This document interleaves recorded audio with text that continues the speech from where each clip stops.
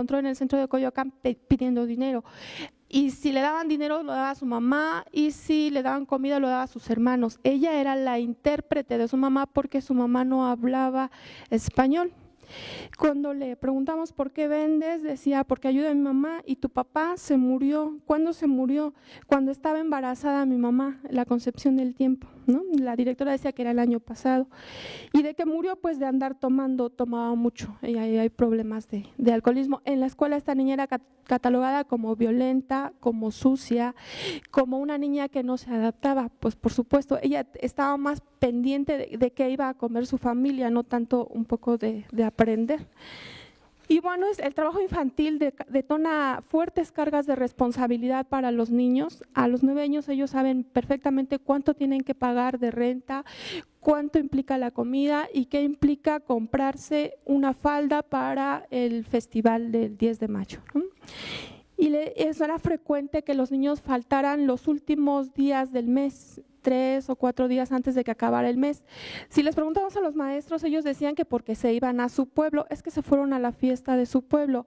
Y los niños te decían, sí, es que fuimos al pueblo y eso. Pero después de varios meses de interactuar y de que te toman confianza, pues empiezas a darte cuenta que no solamente faltaron porque se fueron al pueblo, sino porque tuvieron que trabajar. Así, este es el caso de una niña de 9 años. Le preguntamos, era el último día del mes, ¿por qué faltaste 3 días a la escuela? Porque fui a vender, porque no completábamos para la renta, nos faltaban 200 pesos. ¿Pero cuánto pagan de renta? Pagamos 800. ¿Y cuánto tienen que pagar cuándo tienen que pagar la renta? Hoy. ¿Y si completaron 200 pesos que les faltaban? No, apenas mi mamá va a ir a vender a ver si lo completa para la comida. ¿Y tu papá? También trabaja con nosotras, nos ayuda, pero no alcanza y es parte de la cotidianidad de los niños. Algunos niños trabajan con sus padres, trabajan con sus familiares, pero otros niños no, otros niños trabajan con personas a las que les encomiendan sus padres para que aprendan a trabajar, pero ese trabajo no es retribuido en muchos casos. Hacen trabajos que harían los adultos, pero les pagan infinitamente menos. Le preguntamos a un niño que trabajaba y estudiaba, ¿qué haces en la mañana? Estoy trabajando donde venden fruta en el mercado. ¿Y de quién es el puesto? De un señor que conoce a mi mamá, yo le ayudo. ¿Tu mamá te llevó ahí? Sí, dice que para que aprenda a vender. ¿Y qué días trabajas? Todos los días, de lunes a viernes, de 7 a 12 y los sábados de 7 a 6. ¿Y qué haces? Cargo fruta y verdura, la limpio, la acomodo y a veces la vendo. ¿Y cuánto te pagan? 200 a la semana porque estoy aprendiendo. Los empleadores pues obtienen sus ganancias de enseñarle a los niños a trabajar. Y bueno, en la calle los niños enfrentan situaciones que ponen en riesgo su integridad física y su desarrollo. Es común que los niños refieran que se pierden en las calles, que se enfrentan con los inspectores de la delegación, con los policías, con otros comerciantes, con otros niños e incluso algunos que trabajan ayudando a quienes tienen un puesto en la calle, pues a veces se enfrentan con accidentes que les ponen en riesgo. Este es el caso de un niño de 10 años que cargaba botes de agua en un puesto en Miguel Ángel de Quevedo y ayudaba a lavar los trastes. Y un día llegó con la mano vendada y le pregunté, ¿qué te pasó en el dedo? Me lo corté con un machete. Y uno se pregunta, ¿qué hace un niño con un machete en la ciudad? Dice, y es que estaba lavando los trastes de un amigo que tiene su puesto, se cayó el machete y me corté. ¿De qué es el puesto de tu amigo? Vende tacos en Miguel Ángel. ¿Y hace cuánto que te cortaste? Antier. ¿Y ya fuiste al doctor para que te cosieran la herida? Ya pasó, ya no duele. Se pospone la atención médica, se sublima el dolor, pero pues esto tiene repercusiones para su vida, para su integridad. Un problema pues muy frecuente es el de la alimentación. Los niños llegan a la escuela sin comer. Es hasta el recreo donde comen algo que no necesariamente le es nutritivo, ¿no? Esto pasó en un recreo, le preguntaron a una niña, ¿qué te pasa? ¿Por qué te doblas? Me duele la panza. ¿Y por qué te duele la panza? Porque no comí, tengo mucha hambre. Pero vi que cuando llegaste a la escuela traías un refresco y unos chicharrones. Yo la observé cuando llegó. Y dice, pero no he comido eso. Y entonces señala a otros niños que traen arroz, guisado y tortillas. Y entonces le pregunto, ¿a qué horas comes? No tengo horas, antes de venir a la escuela, en el recreo, pero ahorita no traigo dinero. Es muy común que ellos digan, no tengo dinero. Y ante ello, en la escuela ponen en práctica estrategias que ponen en práctica sus familias, como lo hacen los obreros en la fábrica que señala Paul Wills. En el caso de las familias indígenas se endeudan, deben en el pueblo, deben a otros parientes, deben a los paisanos, deben a los comerciantes, deben a los caseros, y los niños deben en la escuela para comer. Y el endeudamiento es una estrategia de supervivencia y aprenden a negociar de una forma extraordinaria con las señoras que venden la comida. Pero los niños deben mucho para su situación. Le preguntamos a un niño, ¿cuánto debes? 40 pesos. ¿Y dónde debes? Allí con la señora de la cooperativa. ¿Y cómo los vas a pagar? Primero 10 y luego otros 10. Son finísimos para las matemáticas ellos. ¿Y de dónde traes el dinero? Pues trabajando. ¿Y por qué debes tanto dinero? Es que tengo mucha hambre, ¿no? Y bueno, las familias se ven en la difícil necesidad de elegir entre alimentación y escuela, entre dos necesidades que no tendrían por qué ser incompatibles, ¿no? Y las familias lo refieren así, casi al final del año con una mamá. Le preguntaba, ¿por qué dice que este año se decide el futuro de su hijo? Porque este año termina mi hijo la primaria y se tiene que poner a trabajar en otra cosa que no sea vender dulces. Ya no era suficiente. Y entonces mi pregunta es, pero su hijo tiene 11 años, está muy pequeño, decía yo. Dice, pero no hay de otra. ¿Qué más quisiera que siguiera estudiando? Pero ya no se puede. Y si tengo que elegir entre la comida de todos o la escuela de uno de mis hijos, escojo la comida, no hay opción, ¿no? Aunque eso le implique a ese niño volver a reproducir un esquema pues similar al de sus padres. En cuanto a los problemas de salud, pues hay demora en la búsqueda de atención médica, cuestiones culturales, dificultad para acceder a los servicios médicos. Y bueno, encontramos en la ciudad entre esos niños una respuesta como la siguiente. Dice, la otra vez mi tío estaba enfermo y no quería comer. Fue con la abuela de Rosa que le dio una pastilla, pero era para que se muriera mi tío. Y cuando le dijo mi abuela, haz lo mismo por tu hijo, haz algo por mi hijo, tú eres bruja, tú lo puedes revivir. Así le dijo y lo revivió. Y es que ella era la misma bruja que le había hecho daño. Estas familias, estos niños iban a esta escuela y así explicaban la enfermedad. Los gastos médicos pues pueden desbalancear los ingresos familiares. En muchas casos atienden su salud, o atienden la escuela o pagan la renta. Dice, ¿por qué no había venido su hijo a la escuela? Dice, nomás no vino martes y miércoles porque nos enfermamos. Los 3 fuimos al doctor. ¿Y de qué se enfermaron? De tos, de gripa, de calentura, de dolor de huesos, se lo juro. Le acabo de dar medicinas, mire, traigo un montón de pastillas, acabo de tomar un jarabe. En eso gastamos lo que era para la renta, ¿no? O sea, salud o vivienda. Varios de ellos habían sido ya lanzados de los hogares donde vivían y tenían que trasladarse desde otros lugares. Así es como eventos extraordinarios desestabilizan fácilmente la economía de subsistencia.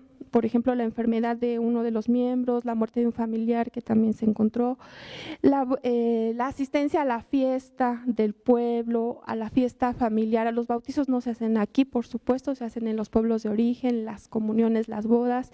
Cuando se muere alguien se van muchos meses, cuando van a la fiesta del pueblo o al carnaval, muchos de ellos iban al carnaval, y bueno, entre otros, pues eso son gastos extraordinarios. Y bueno, como estrategia está el endeudamiento, pero sobre todo el trabajo infantil aparece como un recurso para conseguir alimentos y dinero. Y bueno, pues ya las conclusiones. De ninguna manera es un estudio con pretensiones de generalización, es etnográfico, es local, pero permite advertir cómo las trayectorias educativas resultan afectadas por las condiciones de pobreza y la precariedad de las familias, ¿no? Las desigualdades educativas se suman a otras desigualdades sociales que ya definen la vida de las familias indígenas y contribuyen de algún modo a reproducir y ampliar la situación de precariedad económica y pobreza que enfrentan estas familias y después pues les define, ¿no? En situaciones críticas, la escolaridad puede ser prescindible desde la perspectiva de ellos, aunque ello implique reproducir en un futuro formas de subsistencia similares a las de las familias de origen. El trabajo infantil no solo es un medio para aprender, ¿cierto? Para muchos de ellos es un aprendizaje, pero no solo es eso. En muchos casos es un recurso definitorio del ingreso familiar. Los niños desempeñan actividades al margen de cualquier respaldo jurídico, se encuentran en un estado de indefensión, trabajando largas jornadas, con salarios inferiores a los de otros trabajadores, sin acceso a servicios médicos, sin prestaciones sociales, con riesgos para su integridad física y con consecuencias para su desarrollo físico e intelectual. Además, en la escuela los niños indígenas se enfrentan con estigmatización lingüística y con un trato diferenciado, bajo el argumento de que son niños que requieren atención especial. Los niños enfrentan así una triple discriminación: por ser pobres, por ser indígenas, por ser migrantes, y las niñas por ser mujeres.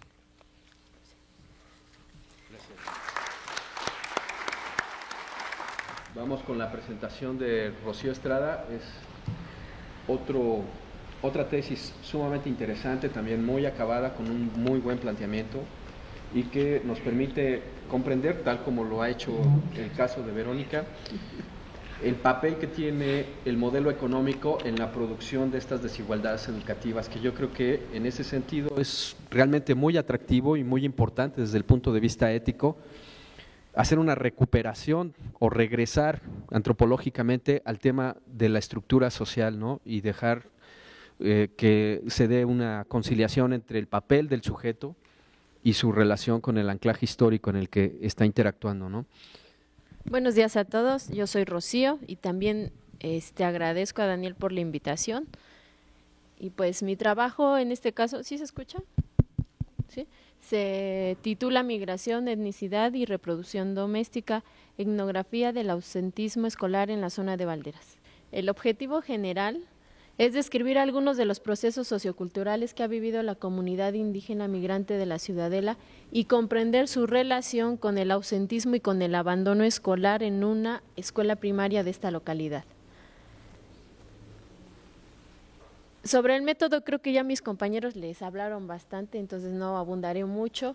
Sin embargo, quiero mencionar que pretendemos la comprensión de universos la comprensión de universos de estudio y significado que pueden atribuirle los agentes, en este caso niños y población, a lo que es su familia y su escolaridad.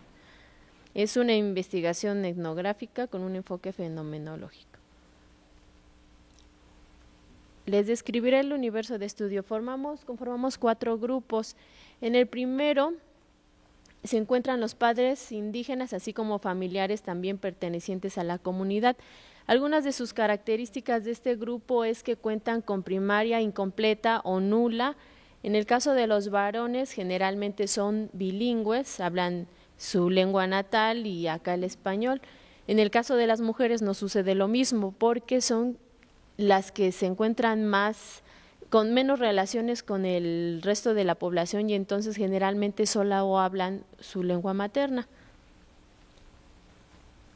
El siguiente grupo está conformado por autoridades escolares como docentes, directivos, y también fue fundamental la información que nos brindó una institución que se llama el Centro de Día, donde son trabajadores del DIF. Estos grupos conviven diariamente con las familias de los niños y con los niños en especial. El tercer grupo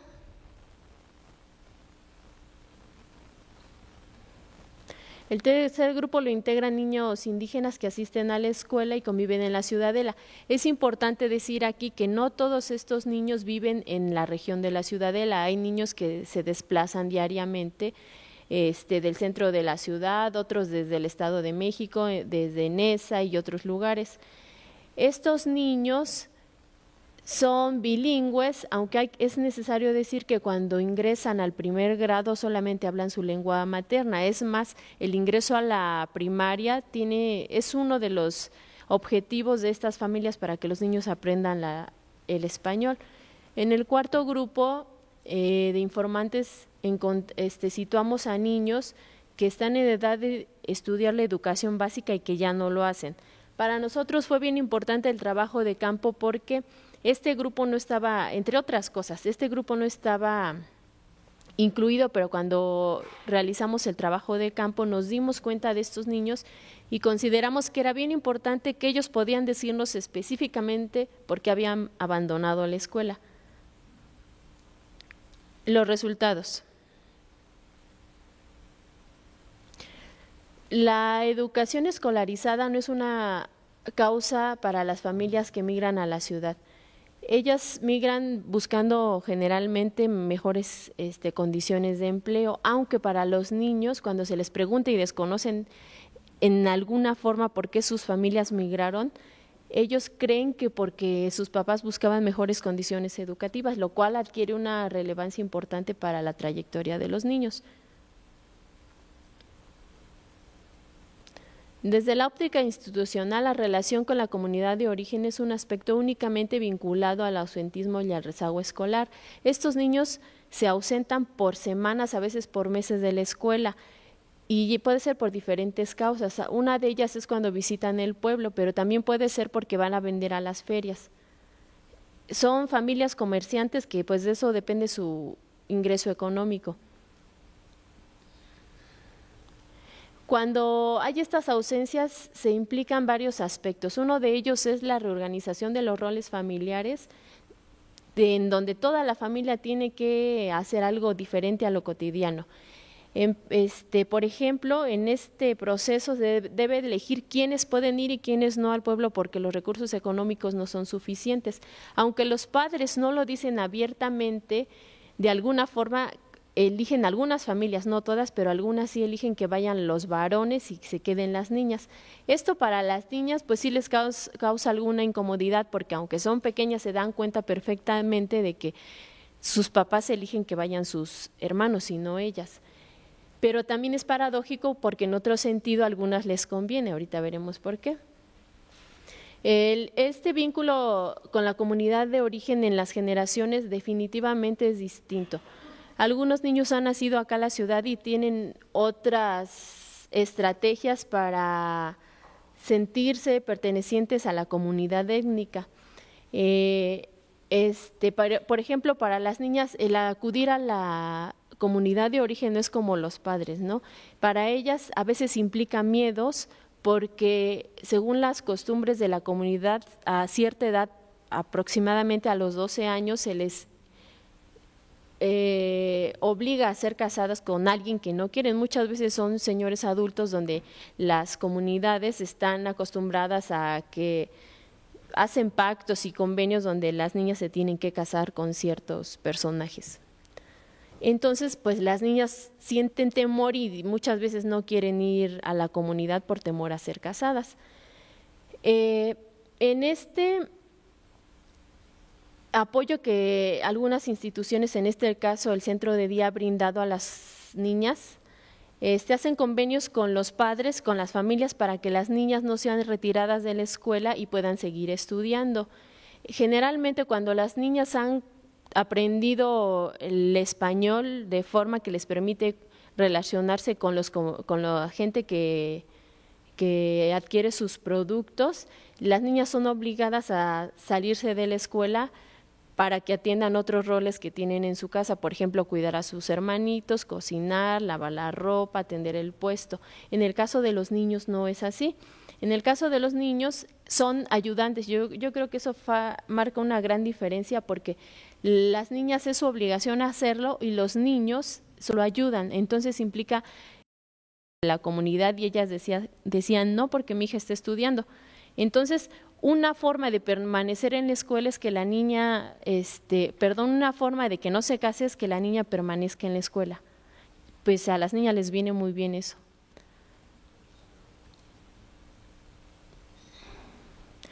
Encontramos, como ya les comentaba, diferencias educativas en oportunidades de acuerdo al género. Los roles laborales pues son distintos para niños como para niñas. Los niños tienen más tiempo de ser niños y dedicarse a jugar. En el caso de las niñas tienen acciones, roles que tienen que atender y como que está naturalizado de alguna forma, pero las niñas son conscientes de que no es justo. Encontramos niñas que dicen, ay, es que mi hermanito solo se pone a jugar allí en la plaza y a nosotras nos dejan cuidar a los niños, no sé, se quejaban, ¿no? Aunque lo siguen haciendo, pero se dan cuenta de lo que está pasando y no están de acuerdo, aunque yo creo que ya con ser conscientes y no estar de acuerdo ya implica alguna diferencia de que a que sea, por ejemplo, como las mamás que no tenían tantas posibilidades quizá de manifestar lo que sentían.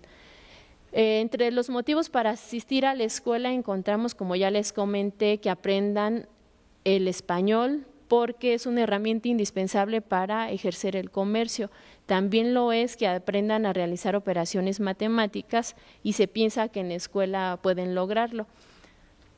Cuando ya han adquirido estas dos herramientas, muchas veces las niñas son retiradas de la escuela. En el caso de los niños no sucede así, pero en las niñas sí, porque dicen que para qué van a ir a la escuela si se van a casar. Entonces, como que no tiene ningún sentido ir a la escuela. En el caso de los niños, los papás apuestan un poco más para que sus hijos, como van a ser los que van a tener que brindar recursos para su familia, quizá terminar la primaria les puede ayudar para conseguir un trabajo mejor. En el caso de las niñas no es así. Lo ven como dinero tirado a la basura. Además de que requieren que realicen ciertas actividades en la casa y en el comercio.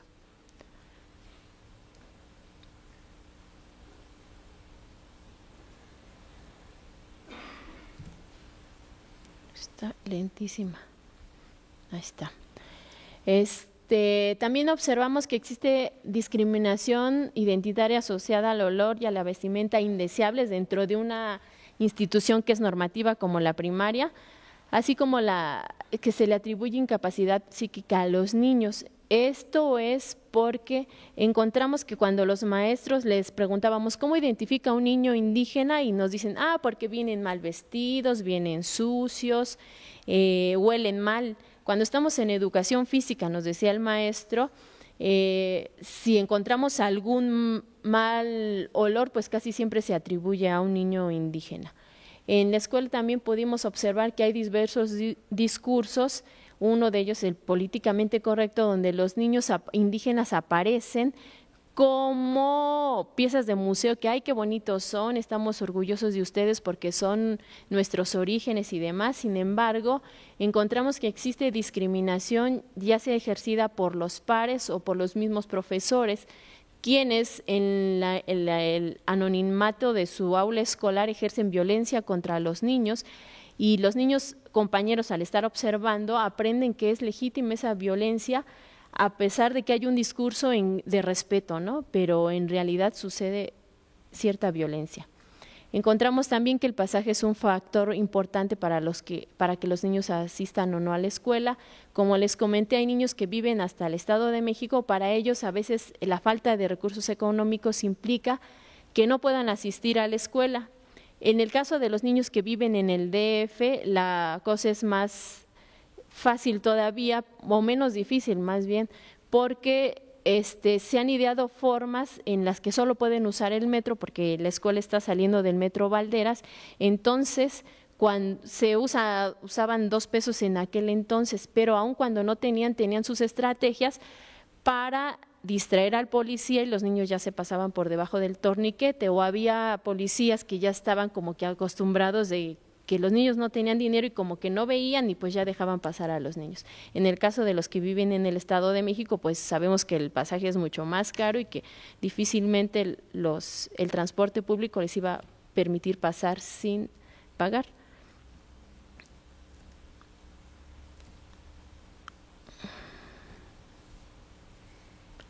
Y tenemos las conclusiones. Se ha institucionalizado el vínculo identidad étnica con rezago escolar, personalidades desaseadas, falta de compromiso e incapacidad académica. Ya no les comenté rápidamente lo de incapacidad, porque cuando están adquiriendo el idioma español, los niños hacen más esfuerzo porque están aparte aprendiendo una lengua distinta a la de ellas, y en este caso no es como el normal de los niños que hablan español. Entonces dicen que son niños incapaces y son canalizados a USAER, donde pues se les atiende como niños raros o que no son capaces, que tienen problemas, sin tomar en cuenta que están haciendo un doble o más de aprendizaje. También encontramos que existen diferencias claras de oportunidades entre los sexos. Quien menos tiene oportunidades, en este caso las niñas, son las que más desean seguir estudiando. Para los niños no les representa mucho interés ir a la escuela. Y por último, que la institución escolar no cuenta con herramientas para enfrentarse a las necesidades de una parte importante de la población. Aproximadamente esta población era de niños indígenas, en esta escuela era del 30%. Sin embargo, hay que considerar que al hacer esas encuestas muchas veces los niños niegan su identidad por el rechazo que han sufrido. Entonces, es posible que hubiera más del 30% de población indígena en esa institución y sin embargo no había políticas que permitieran atender las necesidades de esa población y solamente lo que se podía hacer era regularizar durante los recreos, ¿no? Y no siempre resulta. Y eso es todo, gracias. Bueno, lo que les voy a presentar son resultados de un estudio en la Merced. Incluyó prácticamente 2 ciclos escolares y pues son como investigaciones gemelas casi, ¿no? Ahora me voy a ir muy rápido para pasar a lo siguiente. Yo sí incluí el tema del género como categoría central porque me parecía que se estaba evidenciando una serie de contradicciones, es decir, la desigualdad educativa no está ligada solamente al modelo económico, al tema de la pobreza, sino también a las contradicciones de reproducción doméstica que pudimos observar al interior de la dinámica familiar, que ya de alguna forma se viene esbozando con los trabajos tanto de Verónica como de Rocío. Bueno, pues es un estudio etnográfico con familias indígenas migrantes en la Merced. Mira que no estaba así de lenta hace rato.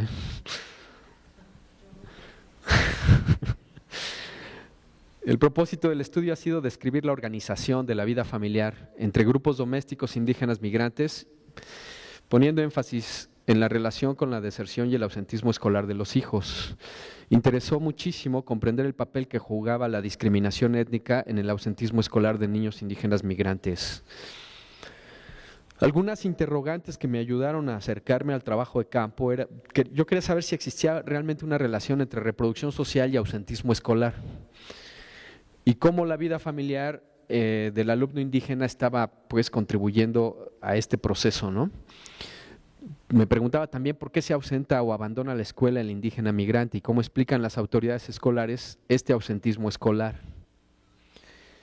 Pues el encuadre epistémico básicamente tiene que ver con una discusión de Lévi-Strauss sobre la producción social del otro, que es un fenómeno que no solo implica la atribución como hombre diferente, sino sobre todo como un ser humano inferior. De hecho, Lévi-Strauss contrapone la noción de cultura con naturaleza, diciendo que la inferiorización étnica radica en atribuir, o más bien despojar al ser humano de su derecho a representar la condición humana, ¿no? Y entonces es aterrizado en el plano de lo bestial, de lo agreste, ¿no? El hombre del bosque es en ese sentido una gran metáfora para evocar esto. En México los discursos históricos del Estado han inferiorizado lo etnolingüístico y en nuestro país se ha intentado estandarizar las identidades a través de la noción de mestizaje.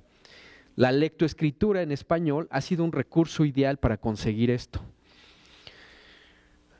Ahora, la relación entre migración indígena y racismo está muy relacionado con el mito de la pureza racial, pues este hace ver a la migración como un riesgo de contaminación a través del mestizaje. Esto, como se darán cuenta, no es un asunto local que tenga que ver con la Merced, sino es una tendencia mundial. La discriminación racial se legitima entonces a través de la supuesta superioridad cultural, es un asunto etnocéntrico, que contrapone lo propio con lo ajeno como quien contrapone lo sucio con lo limpio, ¿no? Es un proceso estructural que expresa relaciones de poder asimétricas y que reproduce desigualdades históricas. El método que nos impulsó pues tiene mucho que ver con todo lo que Adrián estuvo ya exponiendo de manera muy clara, así es que no me voy a detener en ello. El universo, bueno, hicimos 46 entrevistas en profundidad con algunos relatos autobiográficos con indígenas a pie de banqueta. El diario de campo implicó registro de observaciones directas en salones de clase, recreos y a la hora de entrada y salida, ¿no?, de la escuela. También hicimos observaciones directas en puestos en vía pública durante jornada de trabajo infantil familiar. Les ayudamos, por ejemplo, a carrear cubetas de agua para levantar el puesto o incluso en la tarde para recoger el puesto. El trabajo de campo pues fue realizado además en 2 escuelas ubicadas en el barrio de La Merced. Se observaron 2 ciclos escolares en los turnos matutino y vespertino de julio de 2008 a mayo del 2010. Quizá vale la pena decir que una de estas 2 escuelas estaba inscrita en el programa de educación intercultural bilingüe y fue, por cierto, el espacio más siniestro que conocí de atención a la población indígena. Bueno, universo de estudio, ya les había descrito. La primera parte está constituida por jefas de familia indígenas migrantes. Son 2 madres jefas de familia y una abuela. En el grupo 2 tenemos prácticamente a 32 niños indígenas entre 6 y 11 años con adscripción étnica y lingüística, entre otras, Tzeltal, Zapoteca, Náhuatl, Mazahua, Otomí, Totonaca, Triqui, Mazateca y Tojolabal. En otro grupo tenemos 7 profesores, 2 directoras de plantel y 2 psicólogas de USAER. Me voy directo a los resultados. El ausentismo y la deserción están relacionados muy fuerte con procesos discriminatorios que se expresan en 3 ámbitos. El trabajo infantil como recurso estratégico para contender con éxito en la economía informal. Ya lo vimos con los 2 trabajos, particularmente el de Verónica demuestra de manera contundente cómo el trabajo infantil es definitivo y definitorio, no de la calidad de vida, porque no podemos hablar de calidad de vida en estos grupos domésticos, sino incluso de un asunto todavía más crudo que tiene que ver con la alimentación, ¿no? Las representaciones sobre inferioridad étnica también juegan un papel central, ¿no?, entre autoridades escolares y profesores. Se cree, estas autoridades están convencidas de que pobreza y migración son atribuibles a la condición étnica y no al modelo económico, lo que legitima la estigmatización. O sea, como la película italiana, ¿no?, son sucios, feos y malos, casi por naturaleza, invisibilizando el papel del Estado y particularmente el modelo económico. La violencia doméstica también jugó un papel central, con fuertes cargas de género este tema de la violencia. Bueno, el trabajo infantil y la vida escolar. El trabajo infantil se alterna con asistencia vespertina a la escuela, o sea, son niños que estudian y trabajan. Son familias con jornadas triples de hasta 12 horas de lunes a domingo, ¿no? Cuando yo les preguntaba desde la lógica de la clase media cuáles serían los días en donde estaban más tranquilos, ¿no? Ellos me decían que los fines de semana, porque justamente esos días no van a la escuela. O sea, el fin de semana es un contexto muy pesado en términos comerciales, pero se relajan sus jornadas porque esos días no tienen además que asistir a clases, ¿no? Las familias pepenan alimentos en la central de abasto y reciclan verduras, estamos hablando de papa y de zanahoria, que son procesados a pie de banqueta en La Merced. Empiezan a las 4 de la mañana más o menos con el uniforme escolar ya puesto y regresan a La Merced a desayunar y a poner el puesto, ¿no?, donde hacen actividades escolares, ahí hacen tareas. Al salir de clases a las 6:30 regresan al puesto para ayudar a levantarlo y regresar a casa. Lo interesante es que siempre es en colectivo y cerca de las 8 de la noche, ¿no?, es cuando ya emprenden el regreso a casa. Algunas de estas familias viven en La Merced, pero hay otras que viven en Ciudad Neza. O sea, a las 8 de la noche emprenden el viaje hacia Ciudad Neza, lo que implica subirse al metro saturado, con un viaje que puede implicar una hora y media de traslado, ¿no? Salud. Estas cargas de trabajo propician desigualdad educativa porque afectan el rendimiento escolar. Se trata de menores que suelen dormirse en clase. La desventaja educativa tiene que ver precisamente con el trabajo infantil. Cuando faltas a la escuela, ¿por qué faltas? Pues no siempre falto, ¿no? Pero cuando llegas a faltar, ¿por qué faltas? Porque le ayudo a mi mamá, ¿a qué? A hacer el quehacer. Ahora que faltaste el lunes, ¿por qué fue? Pues porque asaltaron a mi mamá y tuve que ir a atender el puesto yo sola, ¿no? Este es un asunto que además les genera mucho prestigio a ellos como niños. Se miran frente a otros niños y este tema de atender el puesto les genera, tiene un saldo cultural muy interesante. que no está muy reflejado acá, pero que es importante, ¿no? O sea, en algunos